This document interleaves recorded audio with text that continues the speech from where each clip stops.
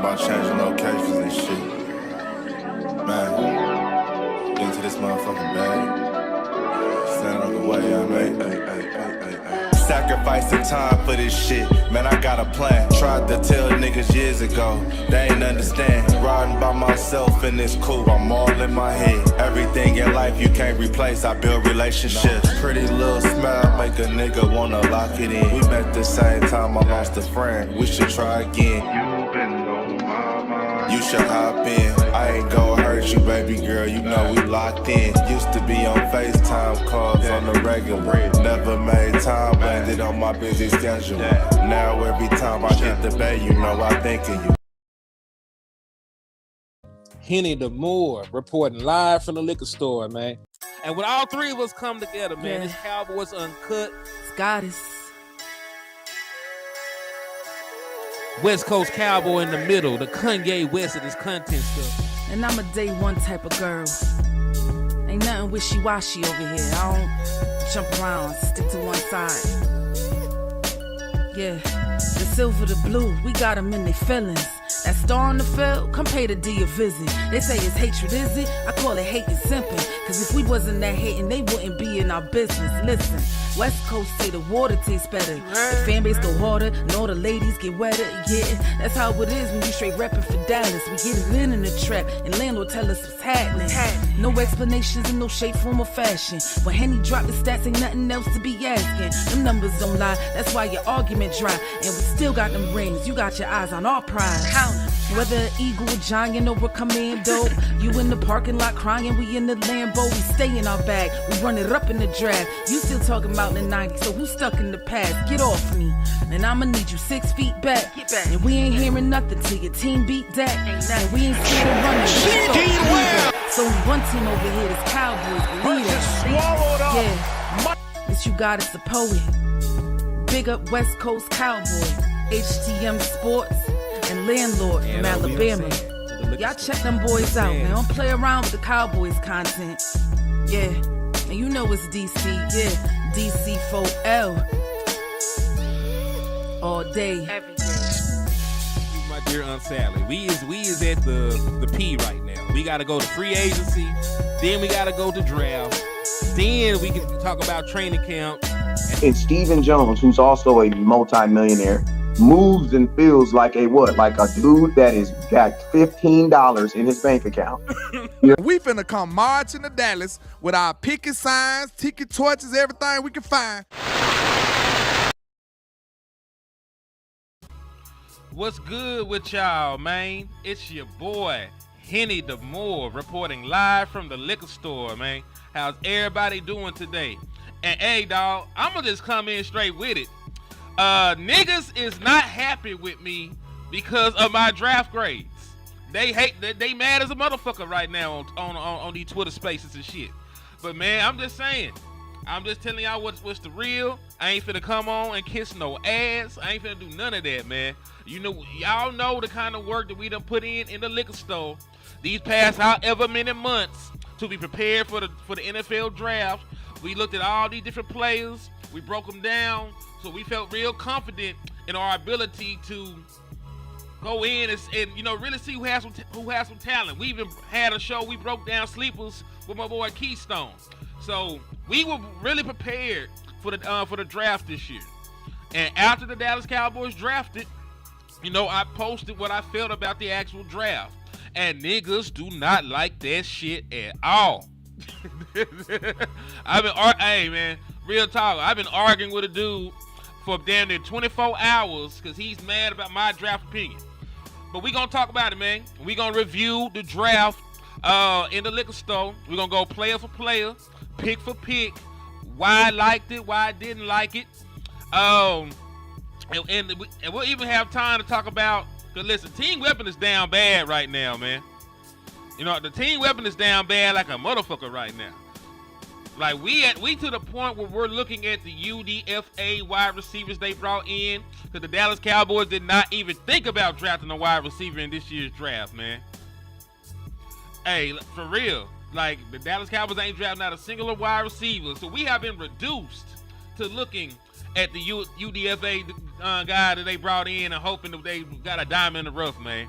So, yeah, man, it's rough. But hey, we're gonna talk about it, man. But on the way into the liquor store, y'all know the proper procedures. When moving around here, man. And listen, you can sit and loiter, man. I ain't gonna tell you to hurry up and buy. You know y'all my guys. We got nothing but love for y'all in the liquor store. So go ahead, get you a beverage, get you a snack. Sit back, relax. We gonna get deep into the Dallas Cowboys content. But please hit that like button for your boy so we can manipulate this algorithm so we can get more people inside the liquor store. More people can find the content. He said, my guy got the views. That's what's up. I remember when you first... Hey, real talk, man. I appreciate you for the love, man. I appreciate you for the love, man. Hey, we about 3,000 deep now, man. We got to 3,000 subs. We have a healthy amount of folks to come in and participate on the stream now. It's been nothing but love so far, man. I appreciate you for always supporting my guy. I appreciate you, brother. But yeah, man, make sure y'all hit that like button. Make sure y'all hit that share button.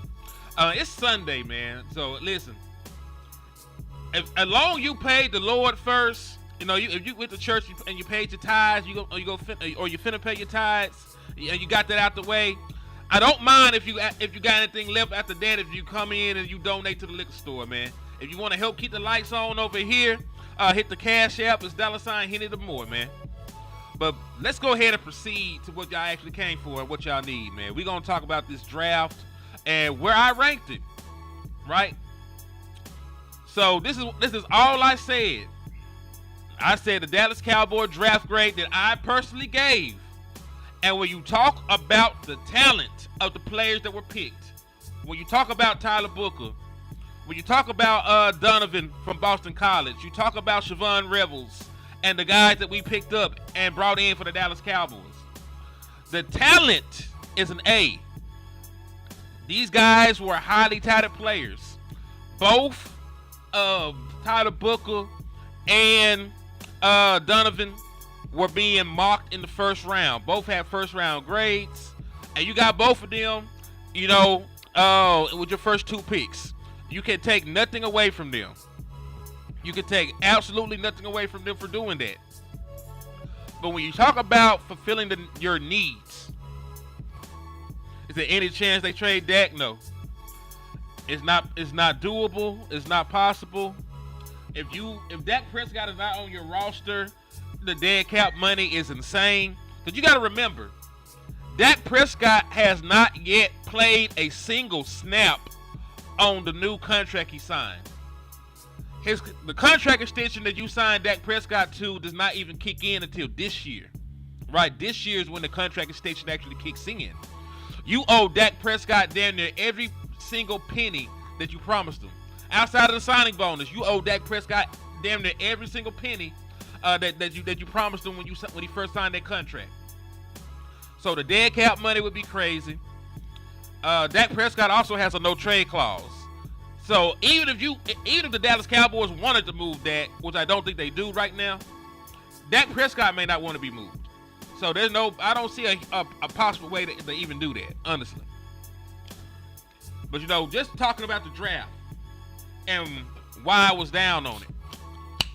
Coming into the draft, what I personally believe the Dallas Cowboys' biggest needs were wide receiver, were running back, corner was up there as well, defensive tackle, and linebacker.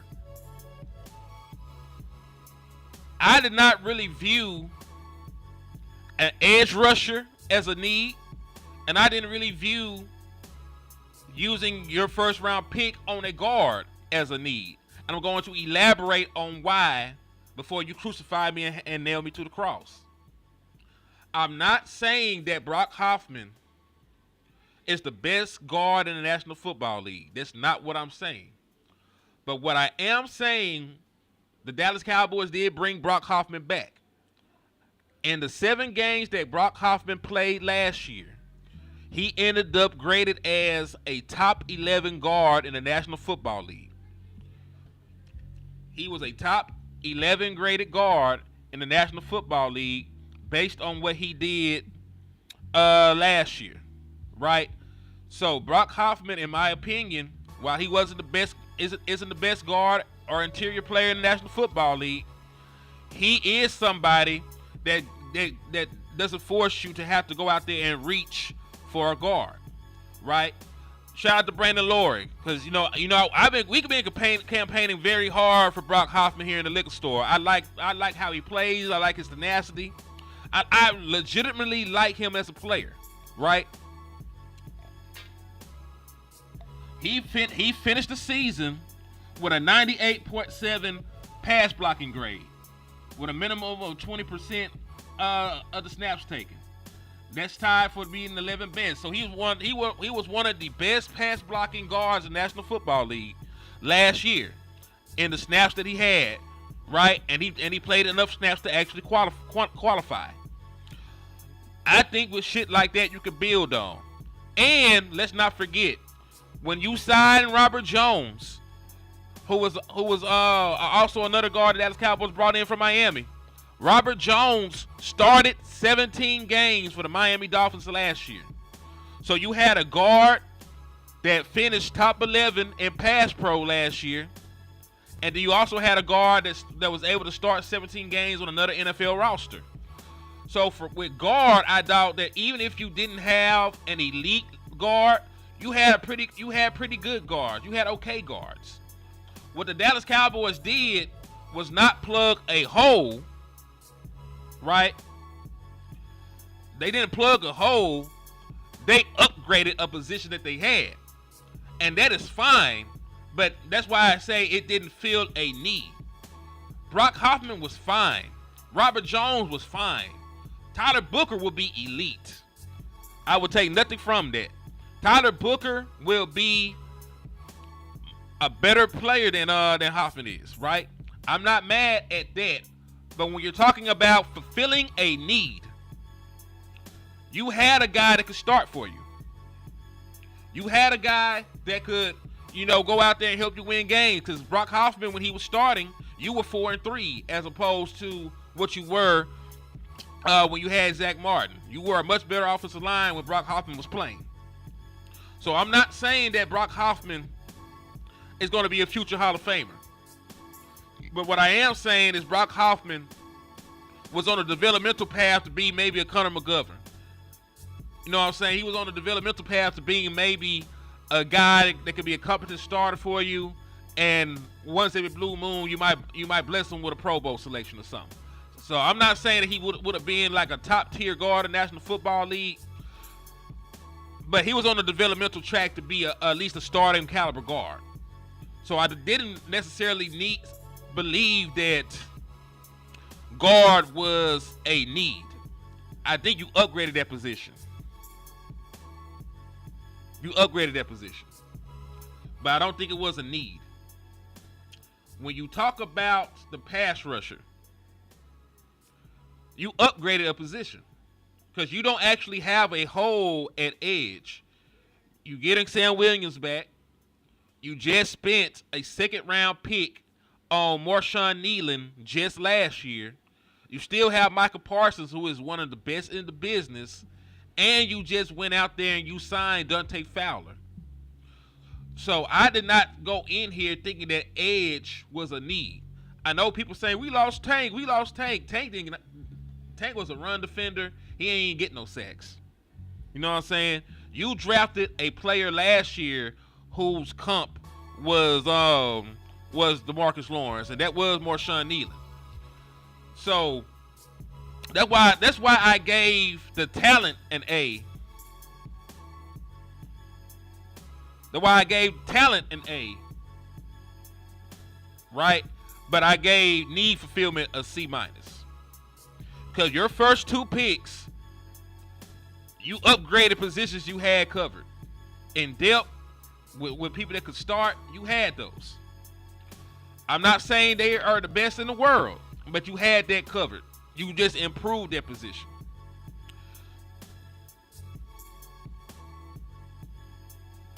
So let's go ahead and listen. I'm not mad, but at the same time, my evaluation is my evaluation. You know what I'm saying? Like, I've come to terms with what the Dallas Cowboys did, and I still don't agree with it. And I'm telling y'all why I don't agree with it. And see, this is the thing. We may see things differently. That is fine. We're going to still be allotted our own opinion about the stuff. Right? Because I like Tyler Booker. Me and Landlord did an entire show about how people were stupid for trying to push him down to the second round because of his RAS score. Y'all was here for that. We did a show, pushing back on them talking crazy about Tyler Booker. Right? So I like Tyler Booker the player. I didn't say anything was wrong with Tyler Booker the player. That's why, talent-wise, I gave the draft an A. For need fulfillment, I gave it a C.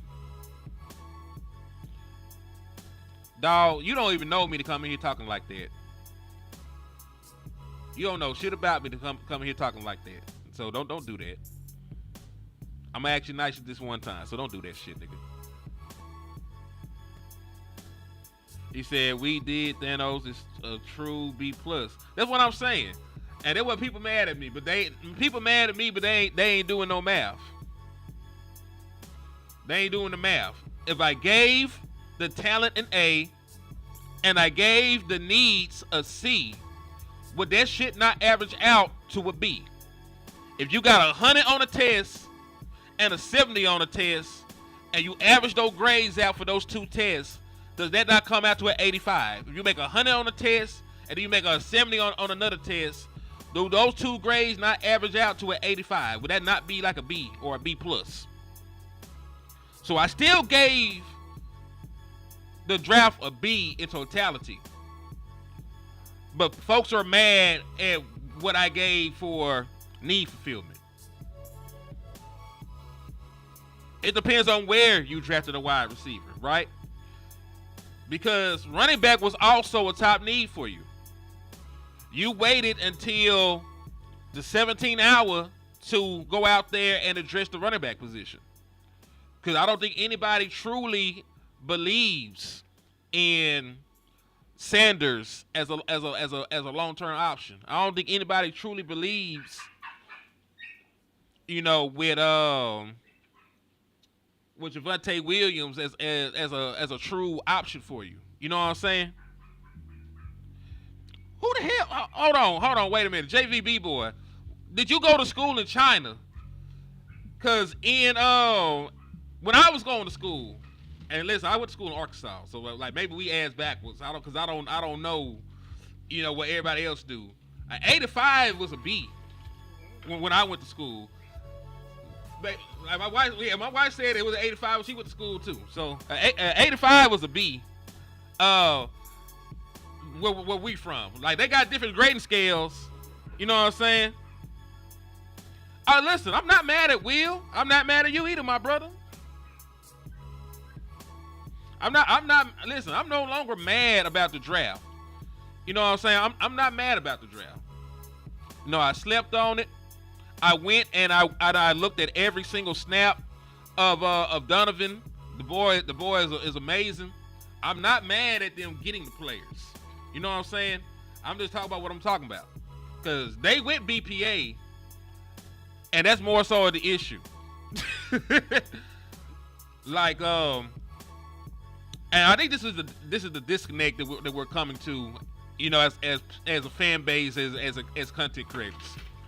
The Dallas Cowboys ain't did nothing. They didn't do enough to have the luxury of going BPA. You know what I'm saying? The Dallas Cowboys, this is the analogy I'm gonna use. The Dallas Cowboys are some niggas that ain't pay their rent. They finna get the lights disconnected. They ain't did nothing they was supposed to have did, but they got their ass at the boat, gambling, getting complimentary drinks. That's who the Dallas Cowboys are. Them motherfuckers did not pay their rent. They ain't pay the light bill. They ain't pay the gas bill. They ain't even buy formula for their baby. But they down there shopping for Lamborghinis. You know what I'm saying? They down there looking to try to get into a new vehicle. It's hard to go BPA when you ain't do enough in free agency to compliment it. You know what I'm saying? They ain't do shit in free agency. So that's why people look at you sideways. Because you got some great players. Yeah, you got some great players in this draft. It's just the fact that you have so many needs. You know what I'm saying? You got so many needs that you couldn't fulfill them all in the draft, dog.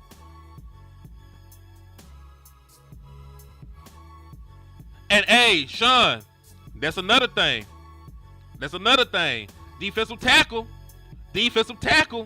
was a big ass need going into the draft because you only got Maji Smith. You only got Maji Smith and some back end developmental players. You waited until the final bits of the draft to get defensive tackle. Guys that I do not think can come in and even push. Can even push Maji. I am not, damn well I ain't. Hold on. My boy SC must be new here. I damn sure ain't been vouching for no Maji Smith. Damn sure ain't been vouching for no Maji Smith. Everybody in the chat, what has my opinion been on Maji Smith, man? Cause hey, my boy SC new here. Like this ain't one of them channels. We has not been trying to fuck with Maji Smith. We've been trying. I was trying to get DJ Reader in free agency last year. You know what I'm saying? I've been trying to get veteran defensive tackles that can come in and stop the run.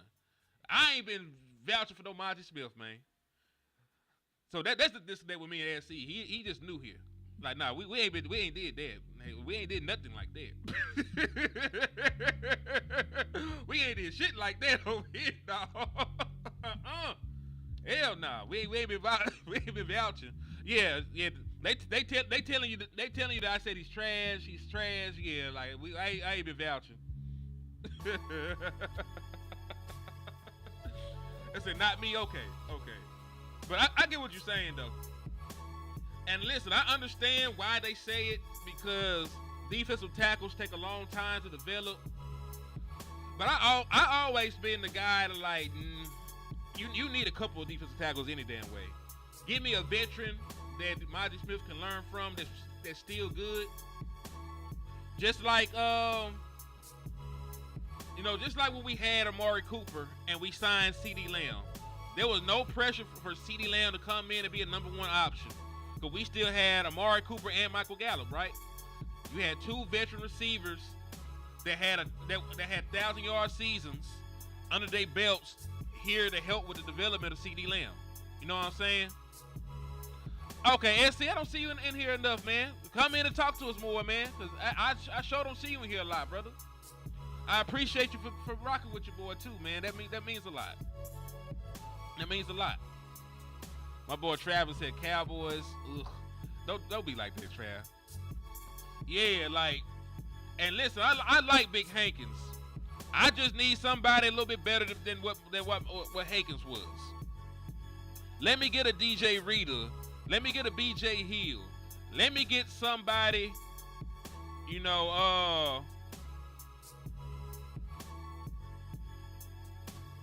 let me get somebody that actually can come in and play at a high level.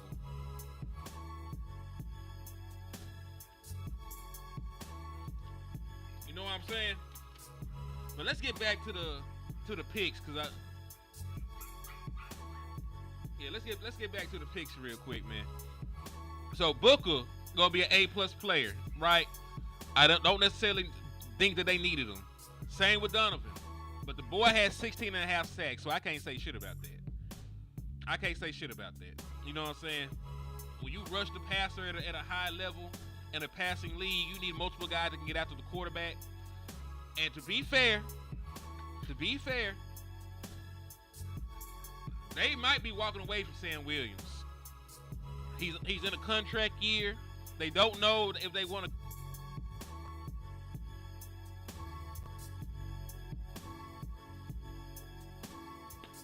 And this is a new regime.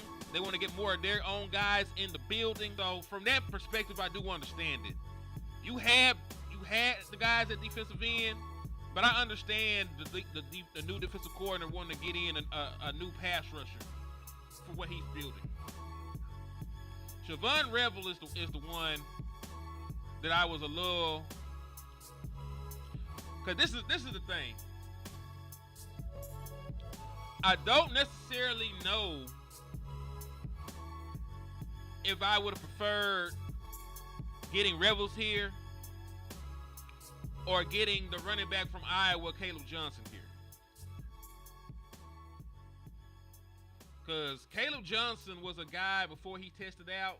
He was expected to be the third running back taken in the first round. Then he went to the combine. He wasn't as fast as people thought. Right? Ran like a 4.5, damn near a 4.6. So folks weren't really happy with his athletic testing at the combine. But he was a guy that was a very physical running back. He fit the style of offense we wanted to run. So,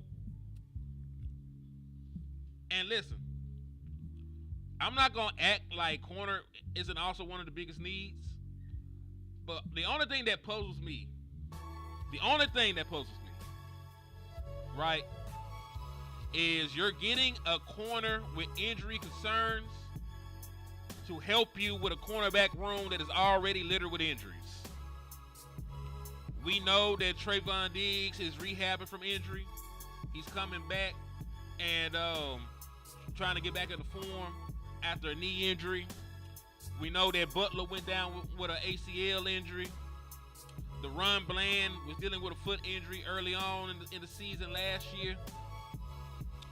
So you already have injury concerns in the cornerback room, and you threw in another corner who's coming off of a major knee injury.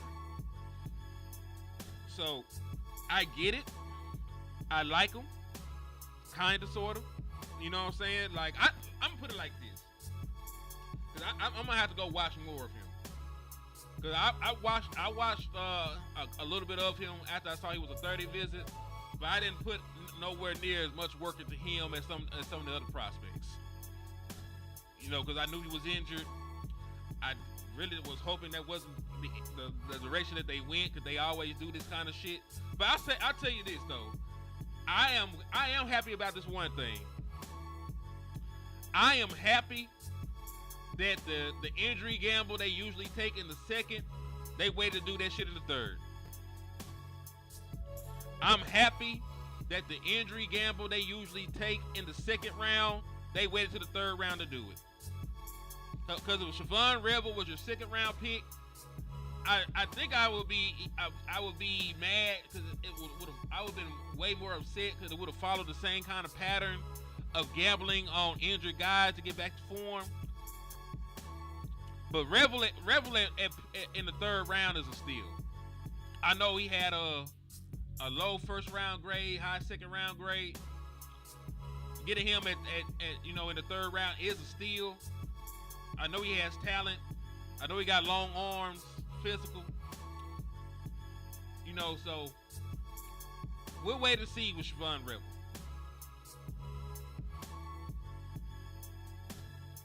My boy Flip from Texas said perfect draft, always draft BPA. He said number 2 was an injury pick, I heard.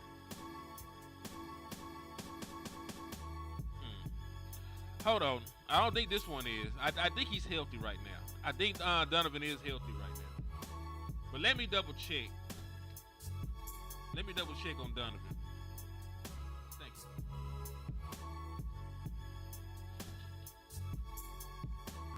Let me see. Injury.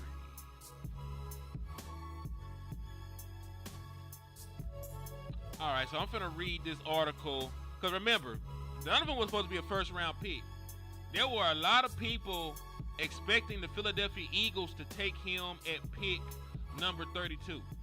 A lot of people expected the Eagles to take him at pick number 32 if Malachi Starks and other people were gone, right? So there are a lot of people that felt he would have won in the first. All right, so I'm reading this. I'm finna read y'all this this article real quick from Pro Football Network on Donovan. Azuraku. Azuraku. I don't know how to pronounce the young man's name. That's why I've just been calling him Donovan. I don't want to disrespect him just like that just yet. The first round of the NFL draft kicked off on April 24. It brought plenty of surprises, with the board unfolding quite differently than expected. Starting at pick number 8, as a result, several highly regarded prospects slipped into the second round.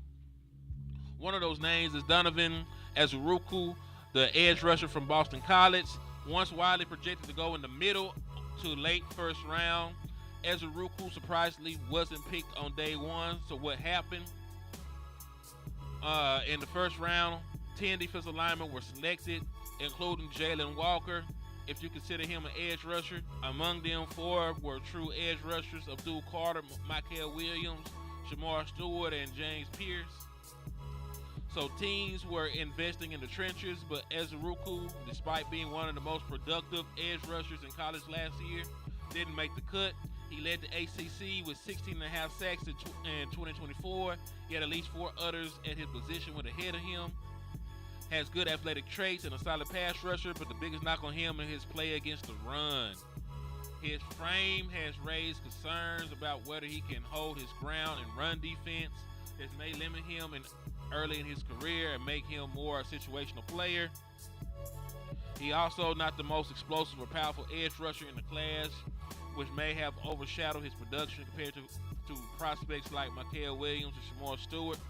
Although they did not post the exact numbers like Azuruku, their rare physical traits stood out enough to earn them a spot in the first round. So he's not hurt. He's not hurt. They actually just had concerns about his size and his ability to play against the run.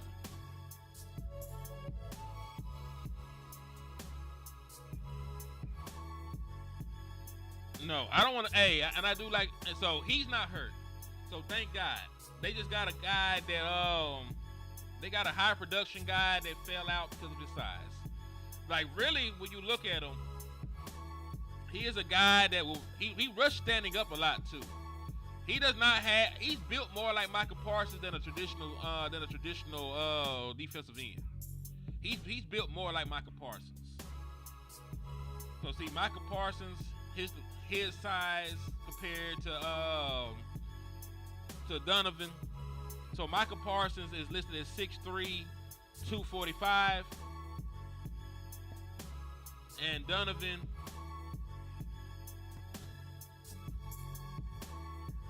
is listed as 6'2". They're the same size. He is the same size as Michael Parsons. Michael is 6'3", 245. He is 6'2", 248. They are damn near the same player in terms of size. In terms of size, they damn near the same player. From what they're saying, Revel can play a lot of different positions. He's primarily a boundary corner. He's primarily a boundary corner, but I do believe he has snaps at every single secondary position. He was the guy at East Carolina.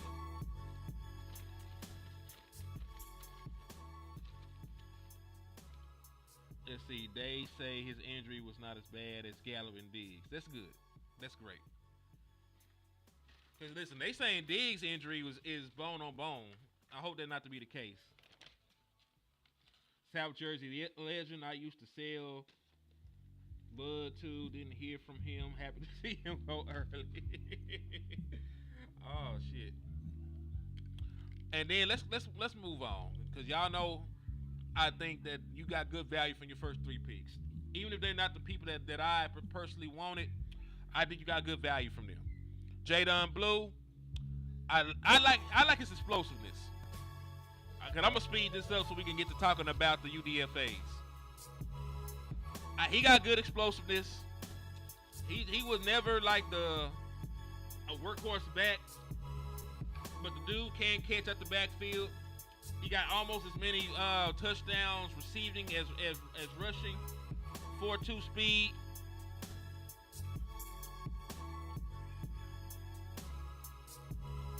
Can we stop the run? Shit. We'll find out. I don't think you can stop the run right now. Right now it's currently constructed. Unless oh boy you get from UCLA can come in day one to be a good run stopper. And unless you think Mozzie Smith has developed, I don't think you can stop the run this year.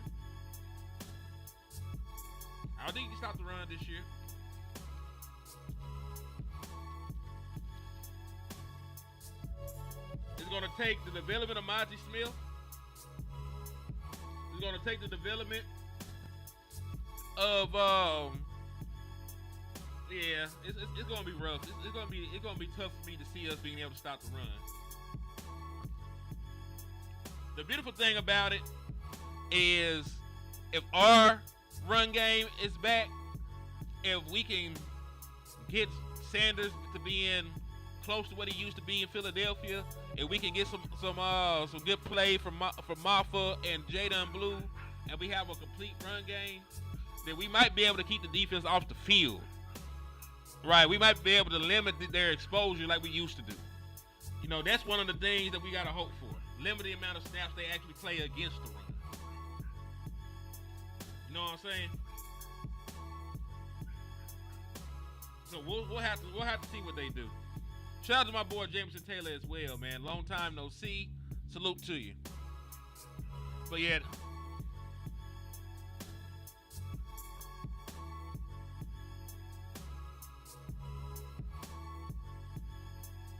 We gonna see.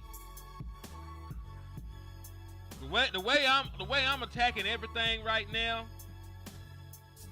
The way I'm attacking everything right now, man. These niggas got to show me. At the end of the day, I don't care what your reputation is. I don't care where you was drafted. I don't care none of that. You got to show me all 2025.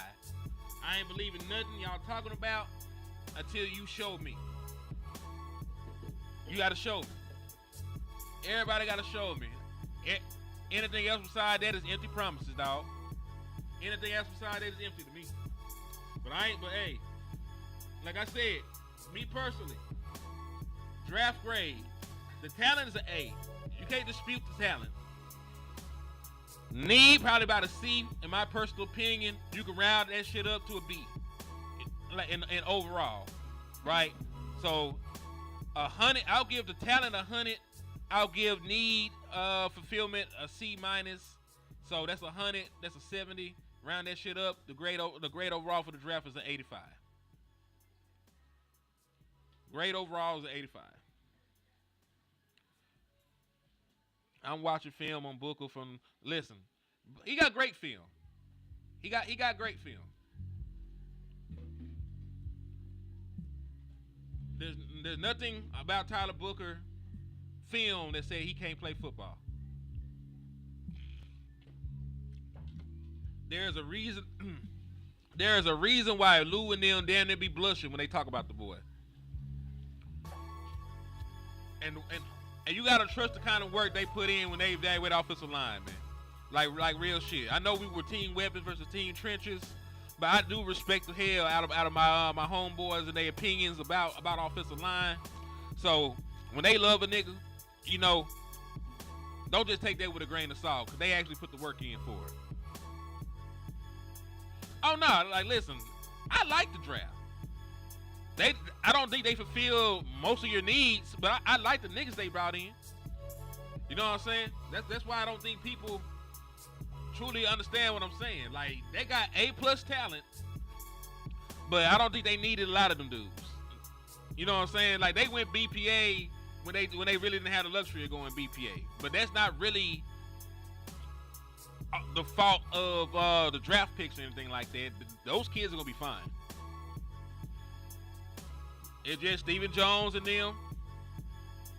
Oh, you said PFL gave them an A+? Yeah, they did. Matter of fact, I got it underneath us.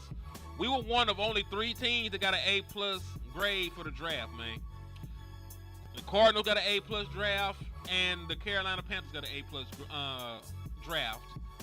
So we're one of only 3 teams. Us, the Cardinals, and the Panthers.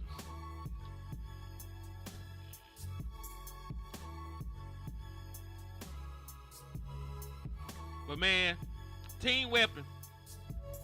We have been reduced. He said we have to get busy in post-draft cuts. Man, we got to do a lot. They need to be on the phone trying to trade for a really good defensive tackle. They need to be on the phone trying to trade for a really good wide receiver. They need to be on the phone to try and bring Keenan Allen to Dallas. They need to be on the phone doing something. I like him too. He's a good prospect. Had 16 and a half sacks last year. So I'm not mad at the talent that we got at all. I just don't think a lot of needs were met. But they got great talent. If you're somebody that believes in pure BPA and damn everything that you actually need, this was a draft for you.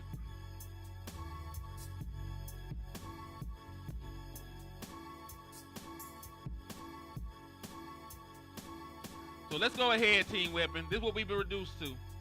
We finna sit here and talk about a nigga that we signed off the streets.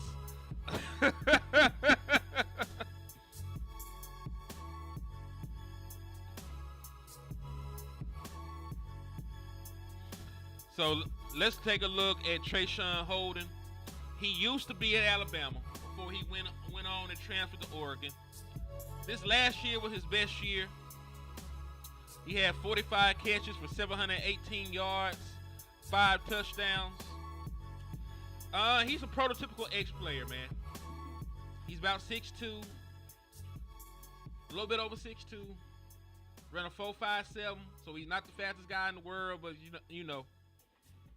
He's your prototypical X receiver. He got just enough speed. He got just enough size. You know, he's all right. He's an average athlete in terms of everything.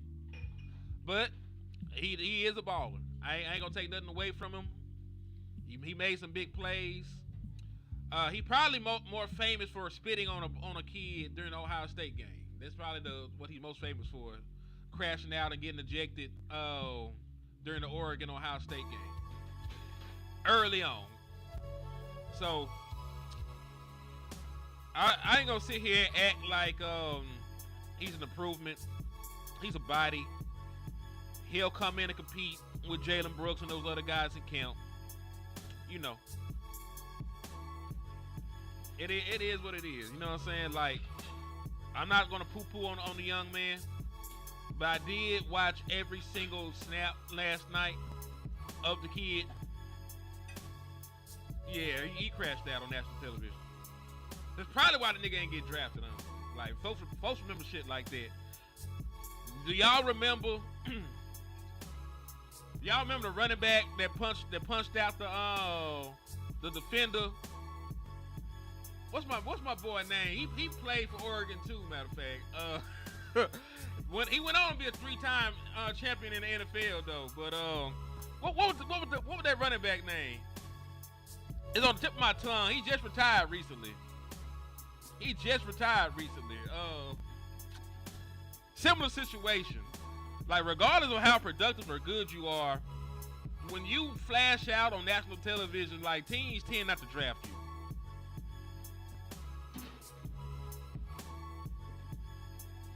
Right? He's all right. LeGarrette Blount. Thank you, LeGarrette Blount. Similar situation. Like, you spit on somebody on national television, got ejected, went down the tunnel, threw your helmet, mad as a motherfucker. Like, they be looking at crazy shit like that, especially when there are already questions about your overall athleticism and talent. Like, they'll let you be they'll draft you if they think you're a super athlete or they think you're just so special. When you got average production, you're an average athlete, and you crash the fuck out on national television, that's when your ass goes undrafted and you end up a Dallas Cowboy. So, hey.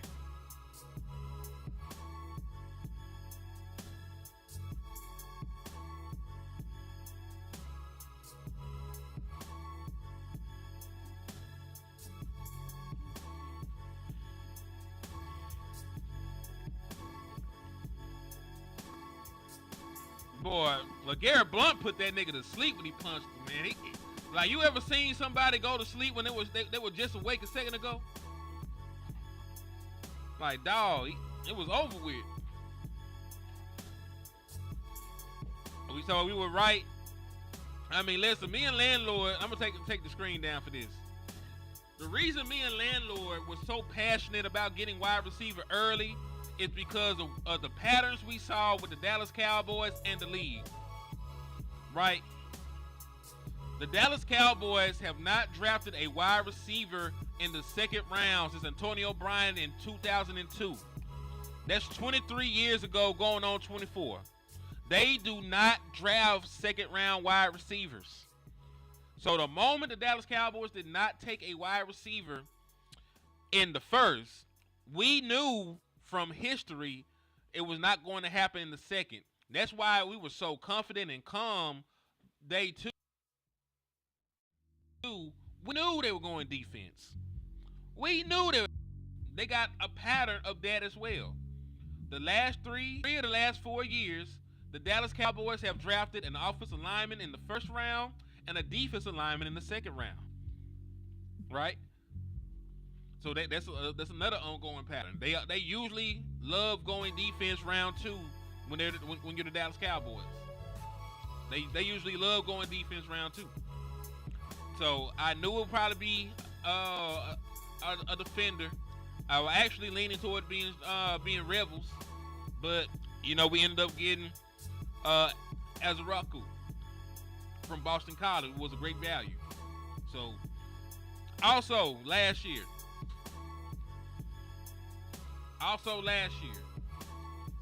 there were 10 wide receivers taken before pick 44. It wasn't as crazy this year. I think there were like 5 or 6. But point being, in a depressed market, when there's not that many good wide receivers out there, they tend to go off the board quicker. So losing the top 6 from this draft class completely hurt the Dallas Cowboys' chances of getting a head and shoulder improvement at wide receiver anyway at 44. So we were right about them not drafting one in the second round. We were right about a run happening. So yeah, we put the legwork in for that shit.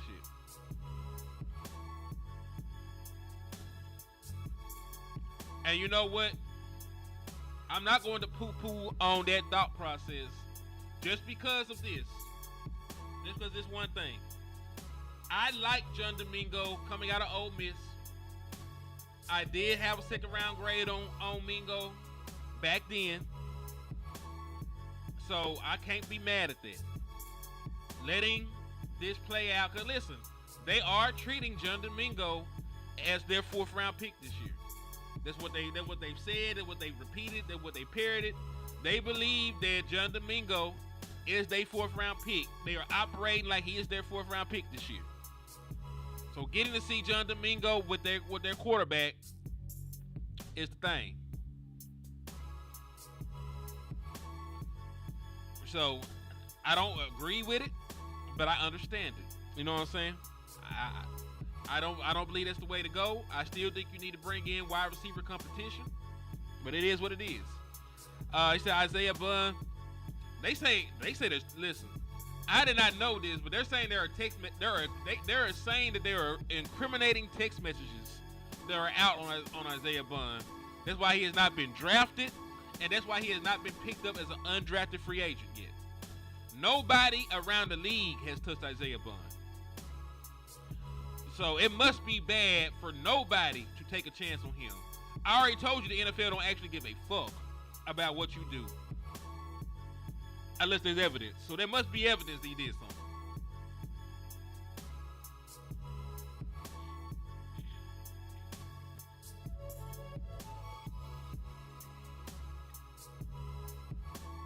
Yeah, they're saying there's evidence right now.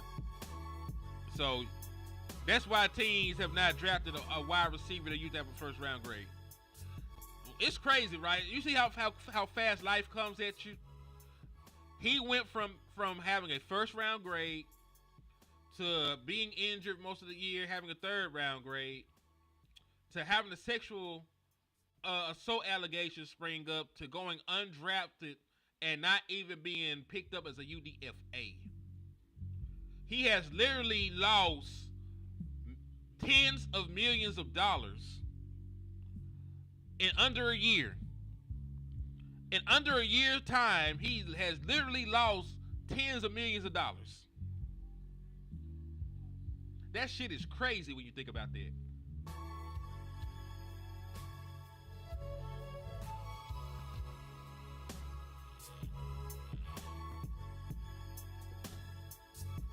He said Mingo is better than the Jalen's, which ain't saying much. Well, listen. Yeah, teams ain't trying to deal with it. Yes, I like Javon Baker. I like him coming out. You talking about the same Javon Baker that played at UCF? I like him.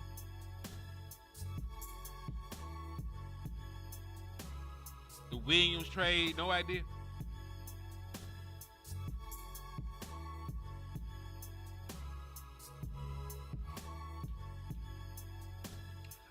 Listen. We got tough opponents, but the way the schedule falls does matter.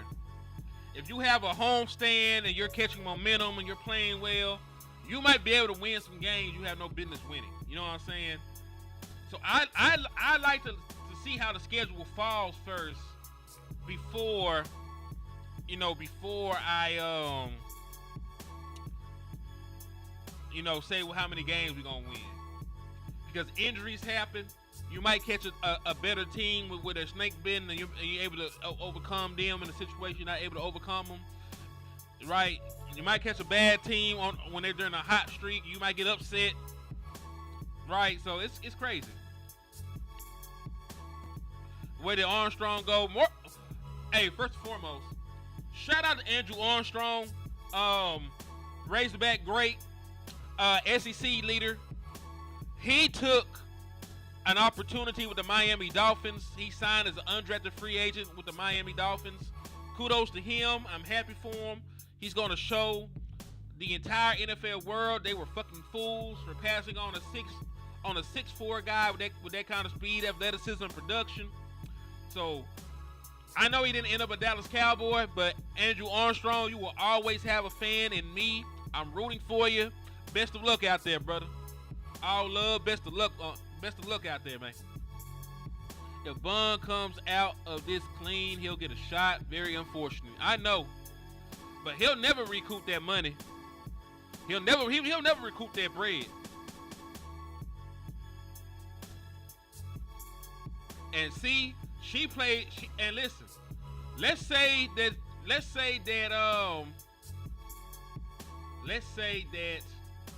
this is a scheme, let's say this is a get-rich-quick scheme by the lady. And it's not really anything that happened. She played it wrong. She should have waited until after he got an NFL contract to try and finesse him. If that is the case, her timing was piss poor. If it's not the case, or she just wants justice, you know what I'm saying? Then like shit, it is what it is. That's why I try to stay away from even talking about situations like this. Because a lot of time in sexual assault cases, the only thing that people have is the word of the woman and the word of the gentleman. Unless they go right to the doctor after it happens and no DNA, a lot of times there's nothing. So I try to be compassionate. Because rape really do happen. We do got some sick niggas in here that need to be shot and put down like rabid dogs. And then we do got women that ain't worth a damn that will use the justice system against people to, manipulate them out of for profit. Right? Both things are true. That's why I don't try to talk about it, because I don't be knowing none of the shit that's going on. I wasn't there in the room, so I don't even like speaking on the shit. You know what I'm talking about? So, yeah. If you a woman out here trying to finesse athletes, you ain't shit. But if you are a rapist, you deserve to die. If you are a rapist and you out here taking the cat from women by force and strong arming them, you need to be put down like an animal. That's where I'm at with that. You know what I'm saying? Like con artists and finessers that and listen, it's bad for the women too, because it happens so much where these women go out here and they're not really victims and they attack these women. You know what I'm saying? And they attack these athletes. It make it hard for people to just take everybody.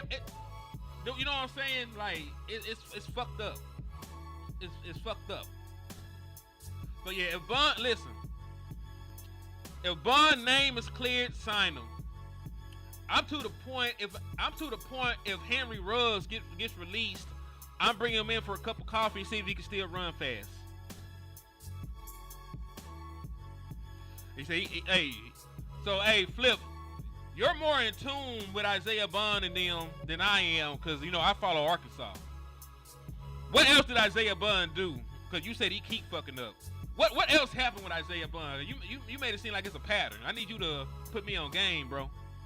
Put me on game about Isaiah Bond, because what else happened with the kid? I want to know.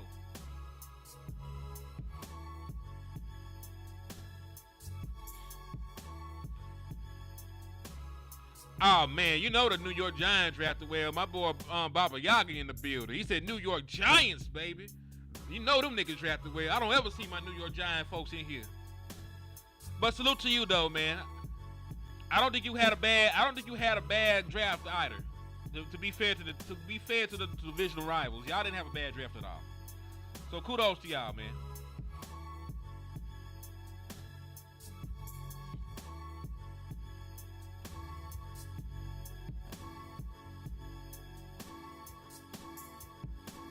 What's up with you, numbhead, Neil? Thanks for sliding in and showing love to the liquor store, my brother. So yeah, man.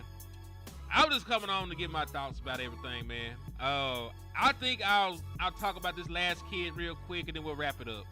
I'm finna take my beautiful wife out to eat. So we signed Josh Kelly from Texas Tech. 1,000-yard wide receiver. Had 900 yards the year before.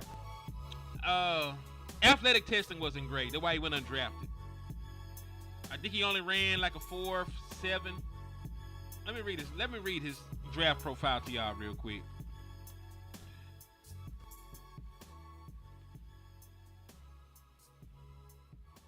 Let me read his draft profile.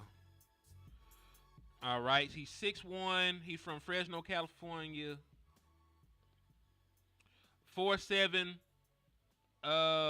Vertical of 33. 3-cone drill, 7 second. 10-yard split, 1 second, 1.56 second. Analysis: 6-year senior coming off a productive run at Washington State and Texas Tech in past 2 seasons. Kelly has experience playing inside and outside, but the lack of vertical speed he showed on tape popped up again at the NFL scouting combine when he ran a 4.7 40-yard dash. Kelly put a few highlight catches on tape.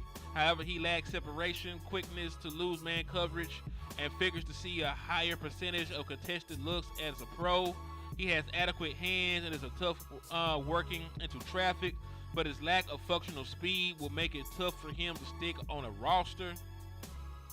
They say his strengths: above average catch production over the last 2 seasons, play strength to fight through early route contact, snaps off route breaks at crisp angles, works to the seam and into safeties with adequate willingness, able to contort in air to make a highlight catch, good hands and toughness catching inside a crowd.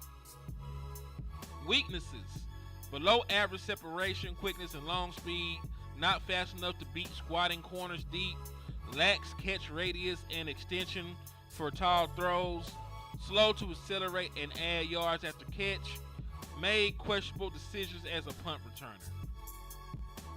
So that's the draft profile on Josh Kelly. Yeah, I'm not expecting anything. Oh, he said he's not slow. He's slow. Shit, yeah. Yeah, dog. They're not. His game speed is not even good. I understand, having a bad 40 and having good game speed. Neither one was good. This is a guy where the testing and the film match. Like, you thought this nigga was slow, and he proved he was slow when he took his ass to the combine. Oh, he proved that shit. Said tight end Fairweather. I'll break them down later on. But see, it's been an hour. We had some great content in here. We had a bunch of folks slide into the liquor store to get drunk with your boy early on a Sunday morning. I appreciate y'all good people for showing love and support. On the way out, though, man, we finna wrap this up and go on about our business. Please hit the like button. Please hit the share button. Please hit the Cash App, $ Henny the More, to help keep the lights on, because we still are fighting against YouTube. He said, did we talk about the Oregon receiver already? I did. And listen, to be fair to y'all, I'll read his draft profile too real quick. I just gave y'all my opinion on him because I watched him. I'll give you the official draft profile on him, and then we'll shut it down. But we got some folks in here that didn't get a chance to see Holden stuff, so I will spin the block on that real quick for y'all. You know, we know we got love for y'all in the liquor store, man. We got y'all.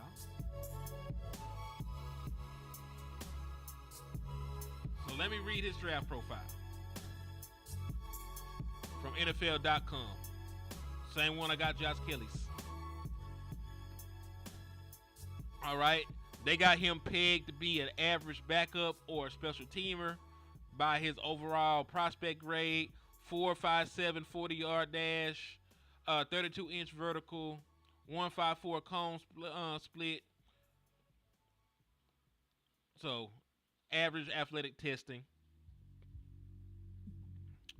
All right, strengths, touchdown maker who averaged a touchdown grab for every 7.1 catches.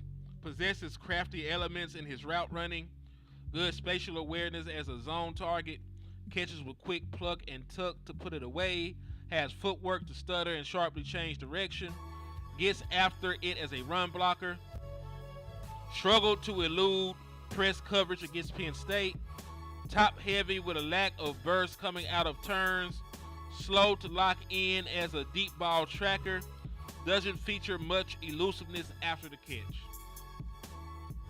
So they like his route running. They like his ability to turn catches into touchdowns. But you know they don't like his open field space. They don't like his spatial awareness and tracking deep balls. They think he'll be a backup or a special teamer.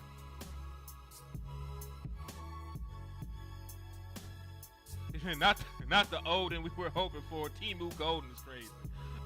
He damn sure nowhere as fast as my boy Golden is either. But it is what it is. You know, it could have been worse. We could have ended up with Savion Williams non-catching ass. We could have got somebody whose hands don't operate or fully function all the time. That could have happened.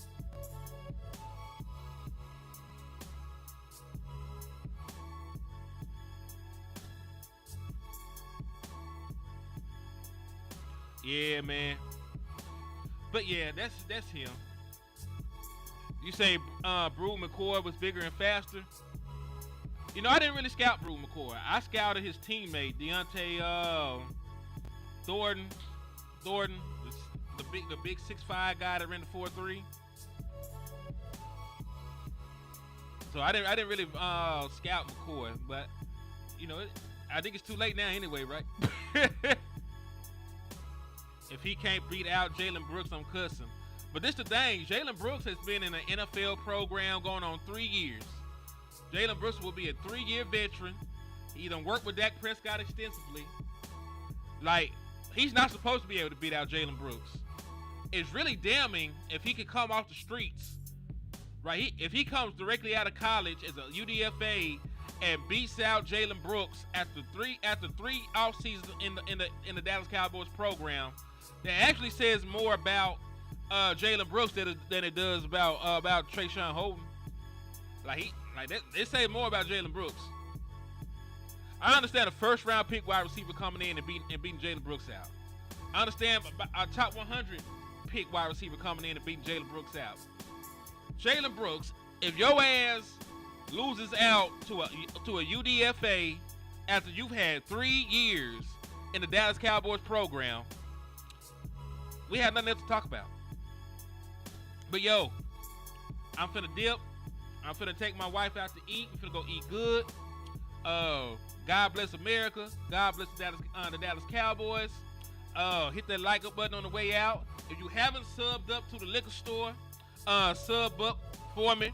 If you haven't slapped the shit out of an Eagles fan, do that. Just don't slap my brother DJ. He a real nigga.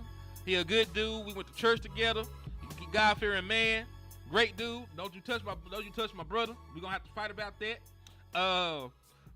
Also, let me just go ahead and say this too on my way out. I know it's Sunday, but there's niggas that need to be cussed out. Let's see.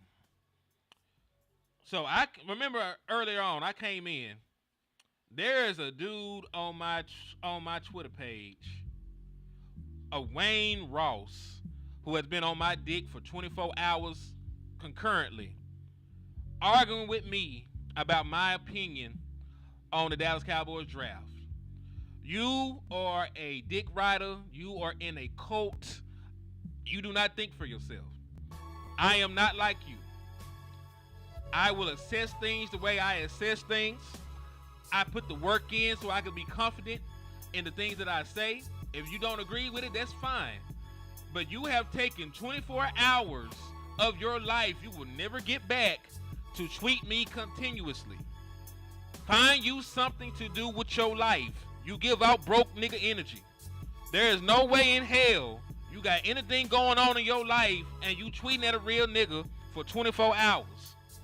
Go outside, touch some grass, kiss your children. You probably ain't got no kids. You probably ain't got no bitches. You probably ain't got no kids. You probably ain't got no money. Find you something to do with your time instead of sitting underneath my tweets giving your opinion about my shit.